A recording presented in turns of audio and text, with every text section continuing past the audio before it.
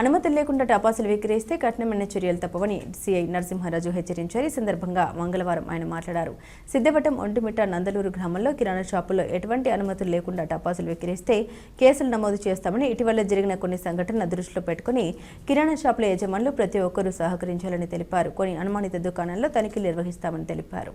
ఈ మధ్య జరిగిన కొన్ని అసాంఘిక సంఘటనలు మరియు ఈ క్రాకర్స్ పై పోలీసు వారు, ఒంటిమిట్ట పోలీసు వారు మరియు రెవెన్యూ సిబ్బంది, ఫైర్ డిపార్ట్మెంటు అన్ని డిపార్ట్మెంట్తో కలిసి క్రాకర్స్ ఇల్లీగల్ మ్యానుఫ్యాక్చర్ ఉన్నా, ఇల్లీగల్ స్టోరేజ్ ఉన్నా, ఇల్లీగల్ సెల్లింగ్ ఉన్నా ప్రతి షాప్ మీద రైడ్ చేస్తున్నాము.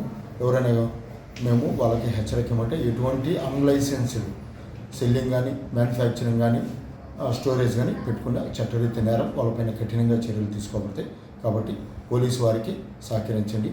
పబ్లిక్ కూడా ఏడైనా అన్సెల్లింగ్ క్రాకర్ షాపులు ఉంటే పోలీస్కి ఇన్ఫామ్ చేయవలసిందిగా మీడియా ముఖంగా కోరుతున్నాను. ఎందువల్లంటే నా పరిధిలోని సిద్ధవటం, ఒంటిమిట్ట మండలం, నందలూరు 3 మండలాల్లో మీద ఈ రైడ్స్ అనేది క్రాకర్ షాపుల మీద రైడ్స్ కొనసాగుతున్నాయి.